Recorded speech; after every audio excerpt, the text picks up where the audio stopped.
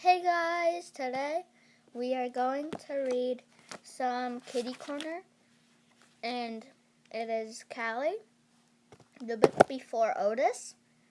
And so guys, we are going to start off with chapter 1. Let's get started. Hey Michael, wait up. Mia Batelli raced along the sidewalk trying to catch up with her big brother. Mia stepped on her scooter brake, slowing down so she could adjust the painting she had rolled under her arm. She glanced up the street to her brother, and as usual, he was way ahead, running back and forth on a basketball court for 2 hours. Mia and Michael were heading home from their after-school programs at the community center, where their dad had worked.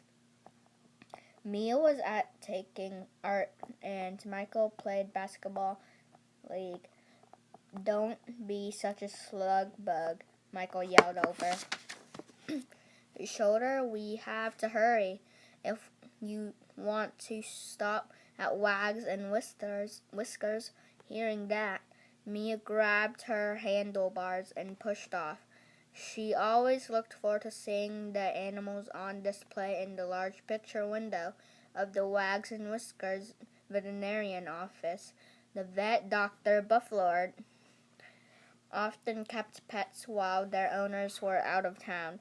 Dr. Bufflord also worked with the local animal shelter, trying to find good families for animals who didn't have homes. Sometimes she let Mia and Michael come in and pet the animals in the window. When Mia saw Michael curve around the corner of the brick building at the end of the block, she pushed her scooter even harder. A few moments later, Mia rounded the same turn and stopped short in front of Wags and Whiskers.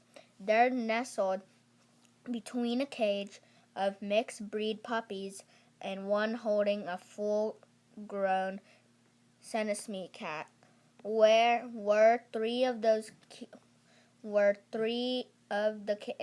cutest kittens she had ever seen. The kittens blinked and stretched as if they'd just woke up from a nap. Oh, Mia said, they're adorable. They must be new. I've never seen them before. Two of the kittens were tabbies, and one had orange and cream stripes, and the other's stripes were gray and white. But the most adorable kitten was black with bright green eyes, a fluffy patch of white under his chin. Look, it's a tuxedo cat. He looks like if he's dressed up in a fancy suit.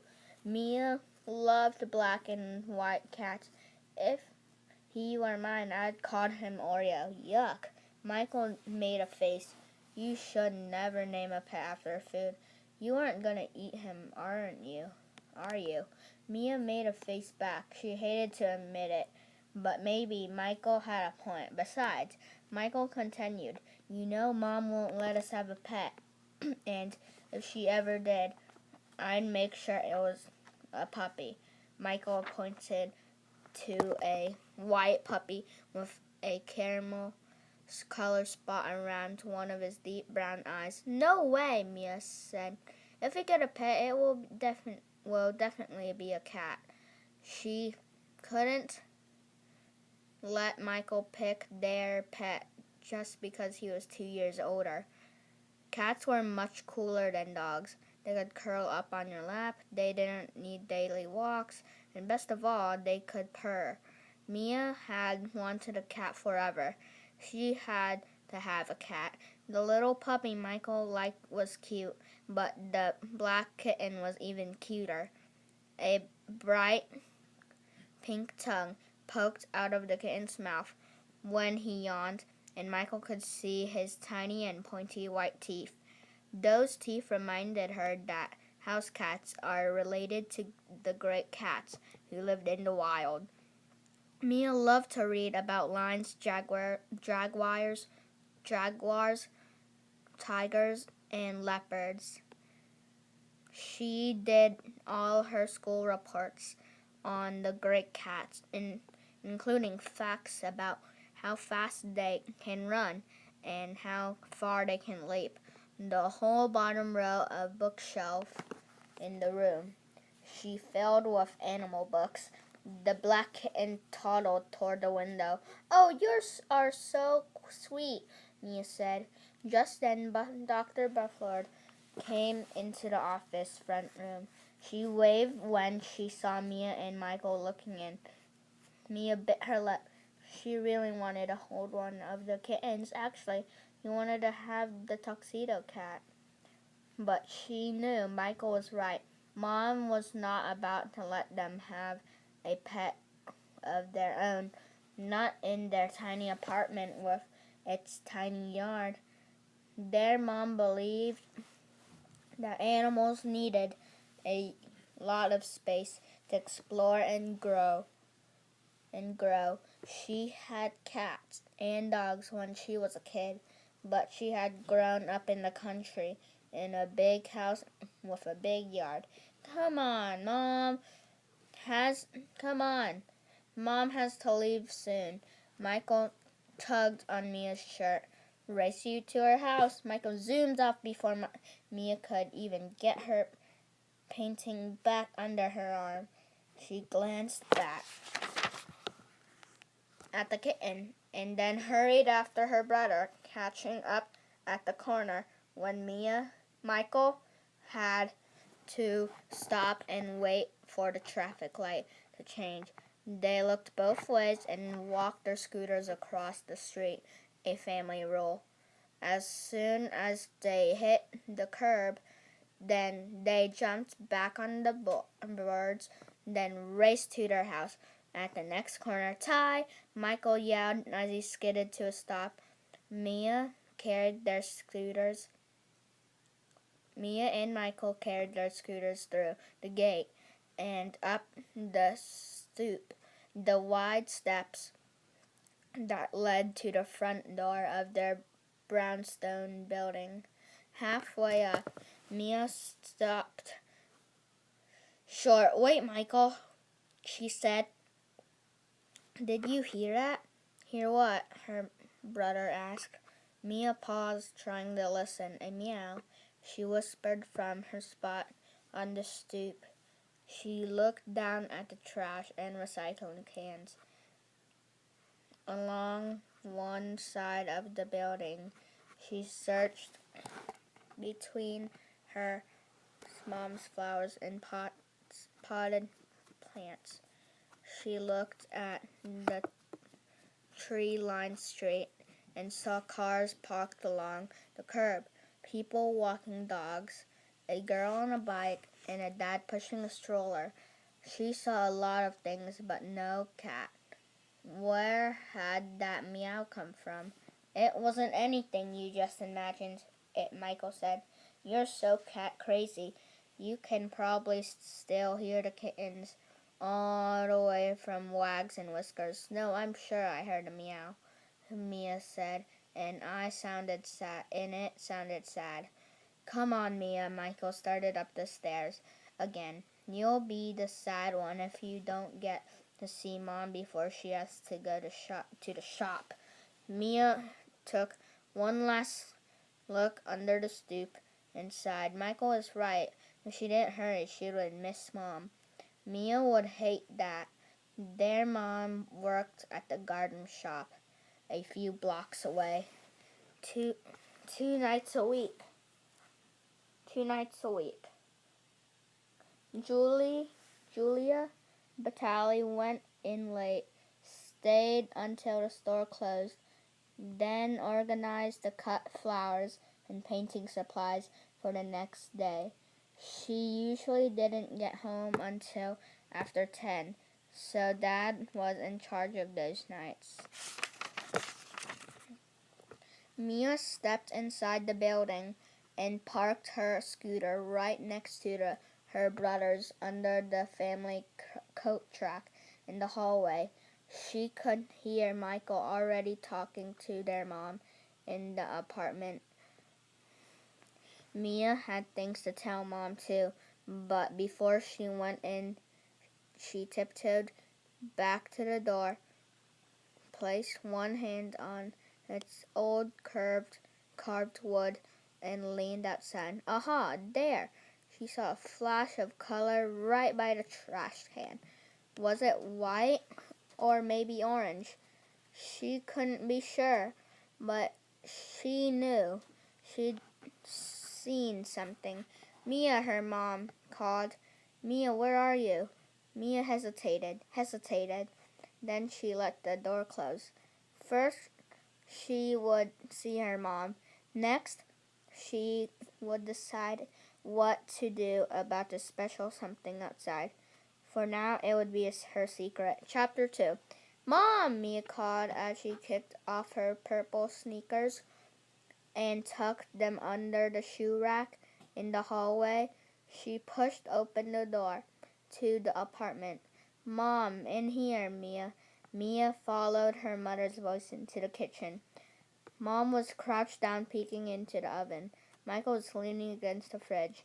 They had the same thick, dark, wavy hair, but Michael was cut short, and Mom's was pulled back in a ponytail. They both looked up when Mia walked in. Hi, sweetheart, Mom said. I painted something today. Mia started to unroll the painting from her art class, a little at a time. Guess what it was? A tiger, Michael said. Mia knew he would guess that. She'd loved to paint tigers, but she had done something different this time. No, she replied, not a tiger, a leopard. Mom guessed close. It has spots. Mia said. She unrolled the painting all the way. A jaguar.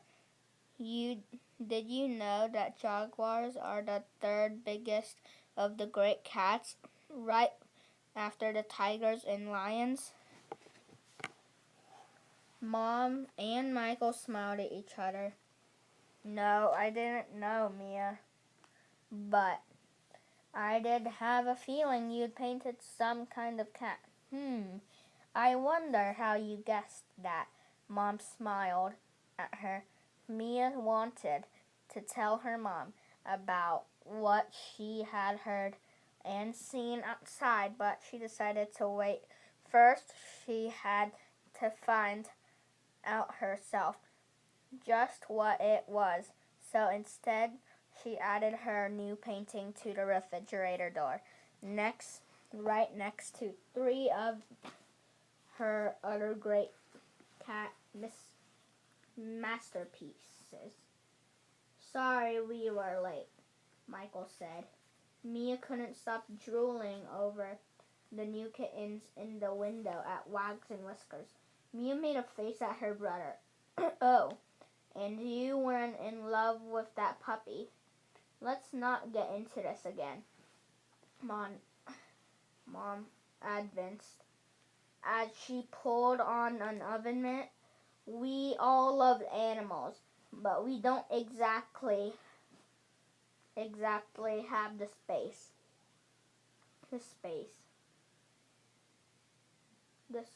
around here. For another living thing, there's barely even enough room for the four of us and a couple of houseplants. Yeah. What if we got a pet and it grew as much as the tree in your bedroom? Michael asked Mom. Exactly, Mom answered. They all turned to look through the bedroom door at the tall tree, its leafy limes blocking almost an entire window. I had no idea that a ficus tree could get so big so fast. It's too big, Michael said. It's going to burst through the ceiling. Mom's just really good with plants, Mia said. We'll, well, I'd be really good with a dog. Michael obviously wasn't ready to drop the subject. And I'd be good with a cat, Mia added quickly, putting her hands on her hips. That's enough, you two, Mom said with a laugh. Now who wants a homemade granola bar? Me, they both yelled as last, something you can agree on, Mom said.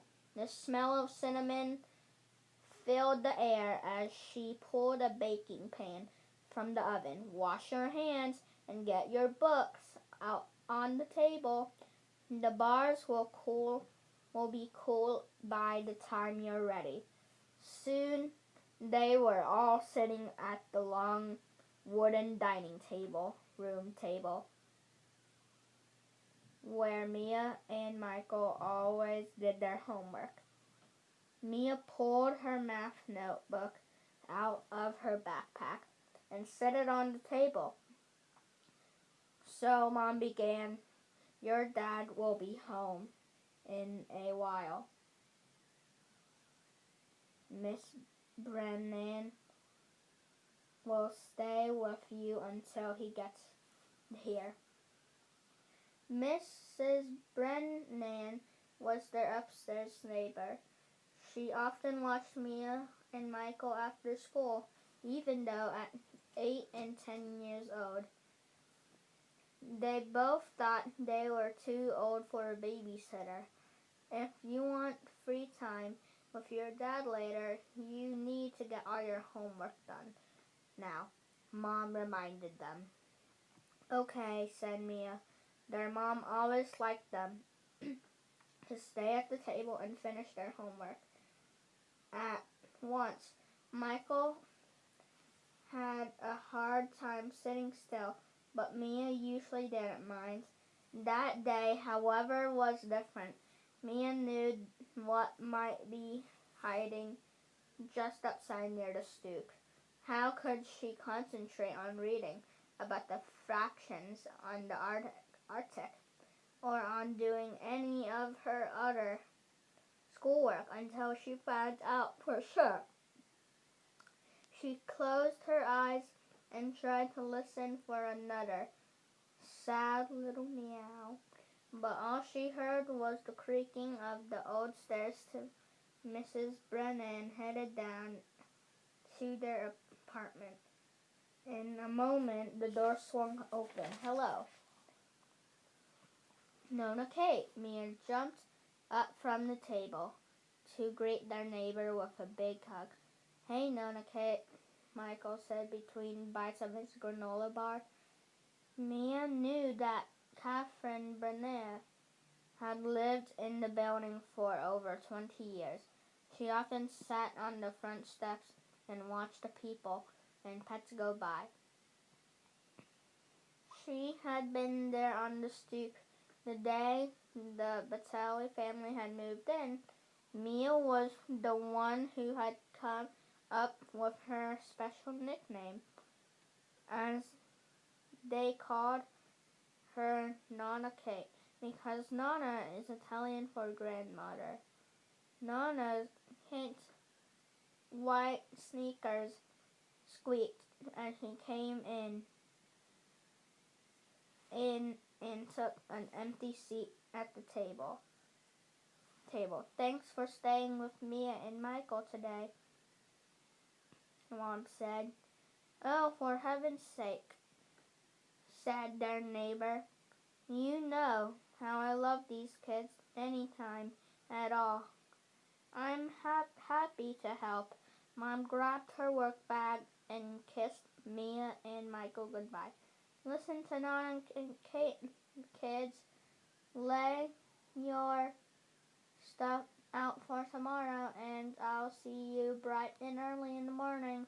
Mia and Michael nodded. They knew the drill on Mom's late nights. After Mom, Mia pretended to look at her math notebook again.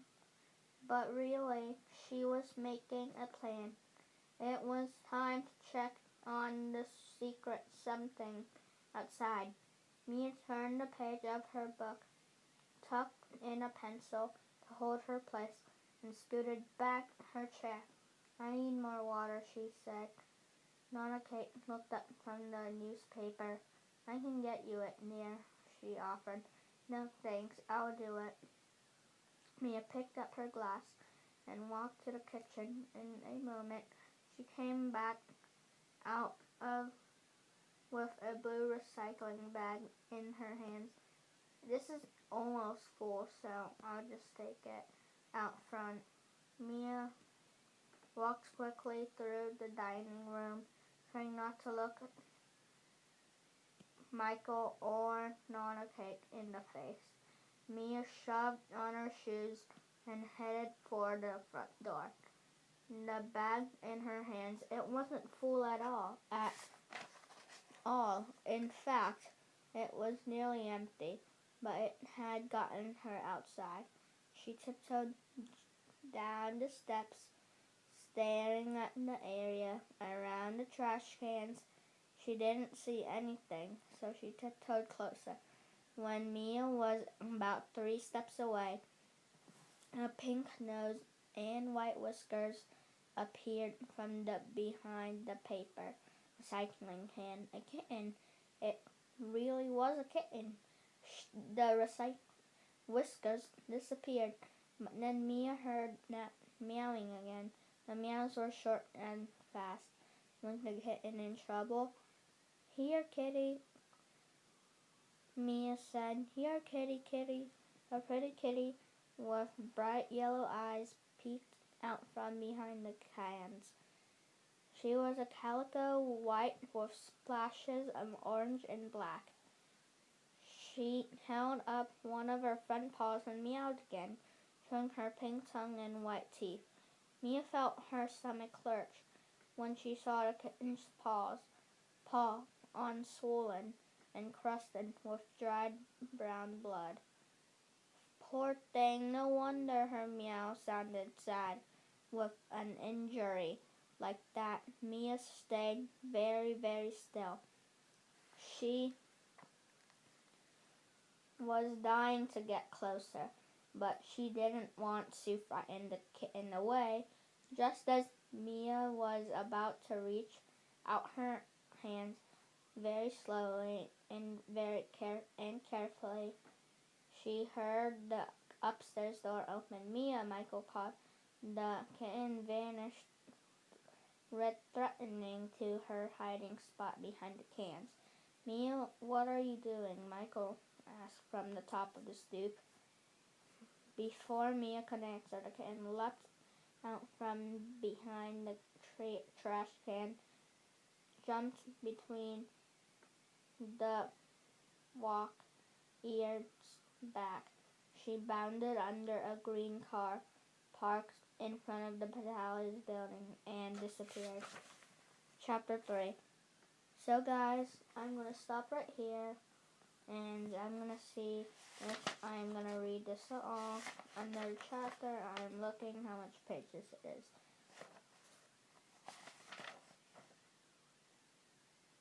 I'm just going to read it.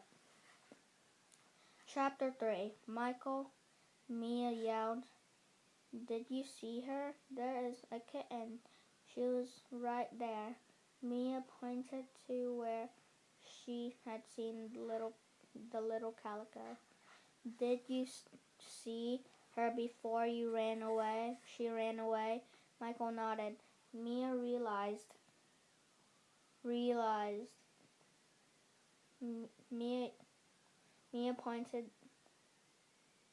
realized that she was yelling. She might be frightening the kitten even more. She's hurt, she whispered, looking up at her brother. She has an awful cut on her paw, and she's holding it like this. Mia bent her wrist and let her fingers flop down. Michael came down the step. I knew you were up to something, she said. You never take out the recycling. That's my chore. So, Mia said, now that you scared her off, are you going to help me find her? She knelt down on the sidewalk to see if the calico was still under the green car. The kitten was hurt, and she needed Mia. Michael shook her head. He's probably long gone by now. He picked up the blue bag and dumped it into the recycling bin. Michael, Mia, a voice called from above. Nana Kate appeared on the stoop.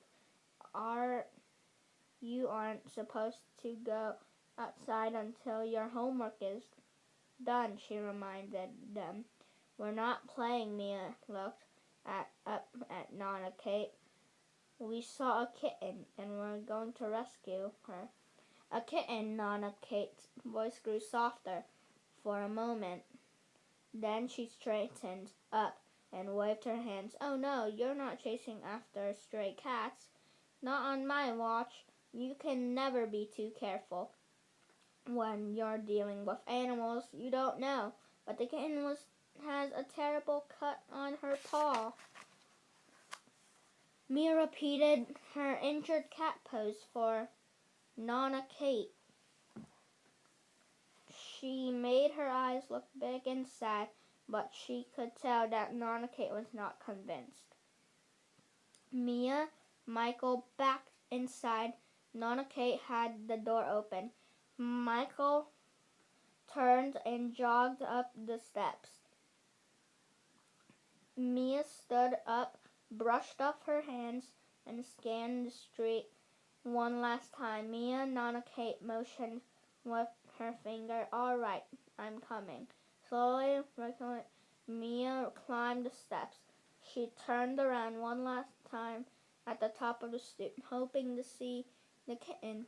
You both need to finish up your lessons, Nana Kate waved Mia and closed the door. You can discuss the cat with your dad when he gets home.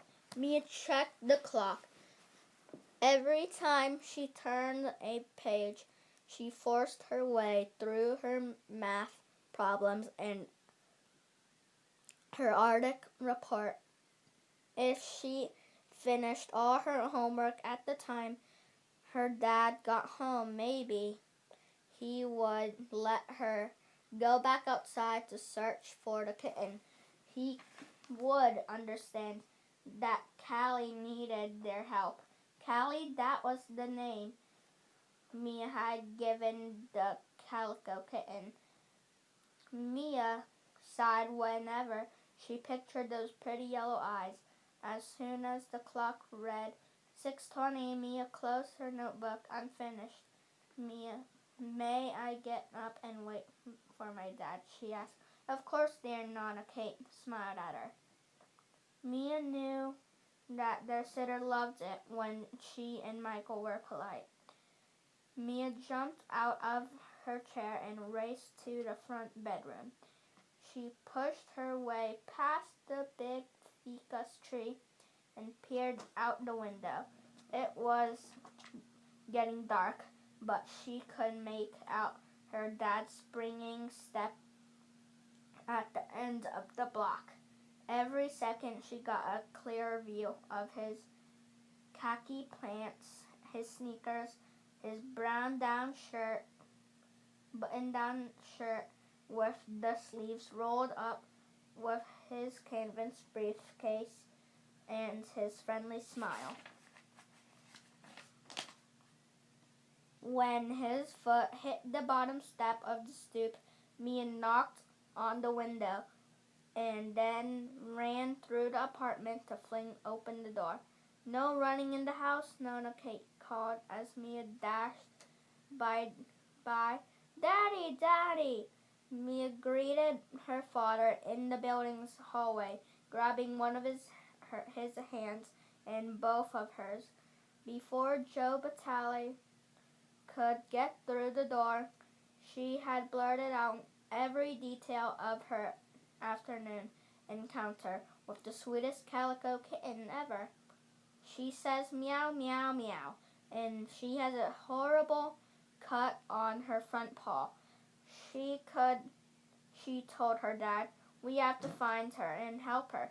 We can take care of her until she's better. Slow down now, Mia May, her father said, gently brushing her hair behind her ear.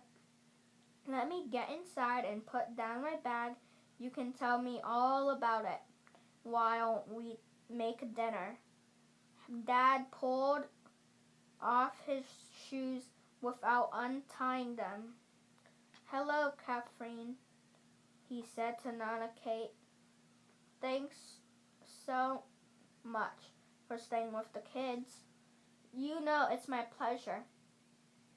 Nana Kate stood up and gathered her newspaper and magazines.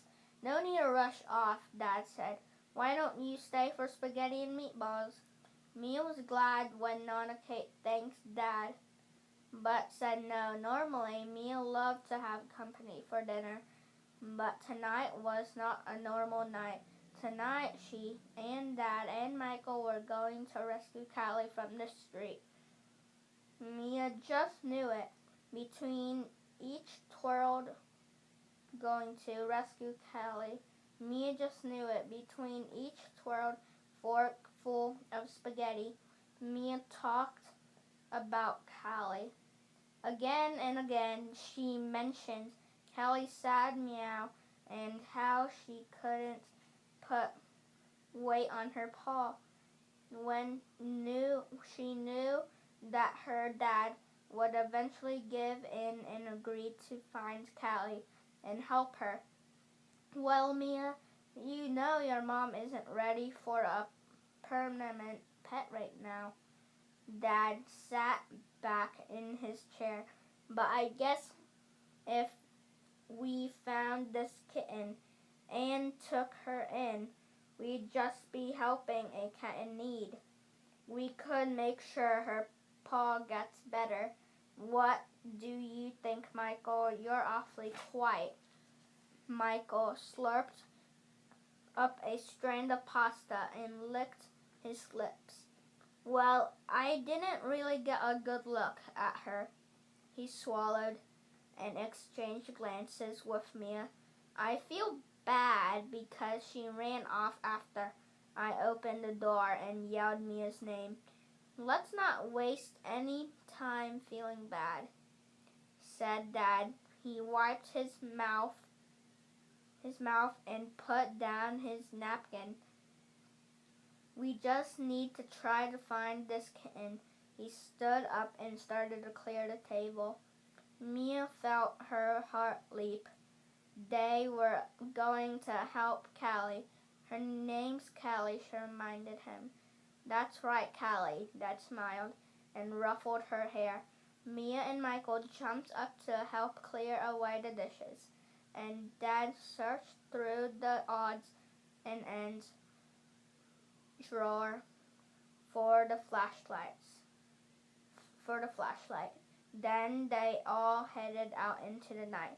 Chapter 4, guys. So, guys, I hope you liked the video, and I hope you enjoyed it. So, bye! Bye!